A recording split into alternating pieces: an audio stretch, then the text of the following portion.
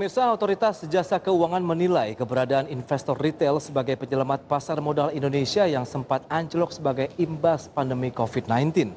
Lantas bagaimana pula harapan OJK terhadap pasar modal saat ini? Kita simak dalam tayangan ID Extainment berikut ini. Meski pasar saham di Indonesia pada tahun ini terdampak pandemi COVID-19 yang masih belum mereda sampai saat ini, namun keberadaan investor retail dinilai oleh Otoritas Jasa Keuangan sebagai penyelamat pasar modal yang mampu menahan agar tidak jatuh lebih dalam.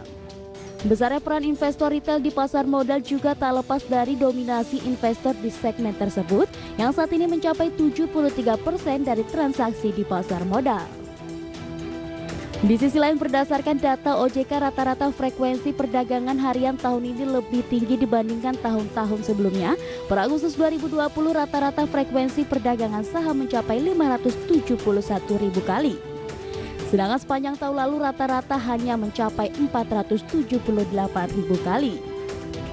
Ketua Dewan Komisioner OJK Wimbo Santoso mengatakan dengan semakin banyaknya investor retail di pasar modal, maka fluktuasi di bursa saham dapat dikendalikan lebih baik. Hal ini sudah bisa terlihat dalam situasi pandemi saat ini di mana indeks harga saham gabungan atau IHSG yang sempat anjlok bisa kembali naik ke level psikologis 5.000. Pandemi corona sendiri sempat membuat IHSG jatuh ke level terendah di tahun ini hingga ke level 3.937 pada 24 Maret 2020. Dan pada saat itu ada sentimen negatif dari investor asing karena mereka mencoba mengungkit investasi mereka secara temporer. Namun Wimbo mengapresiasi kemampuan pasar modal dalam negeri untuk menahan penurunan dan membawa kembali kepercayaan investor terhadap pasar modal di dalam negeri hingga saat ini kembali ke level 5.000. Secara garis besar kita harus menjaga pasar modal kita harus lebih dalam lagi supaya kita bisa lebih resilient ya, ke depan. Ya.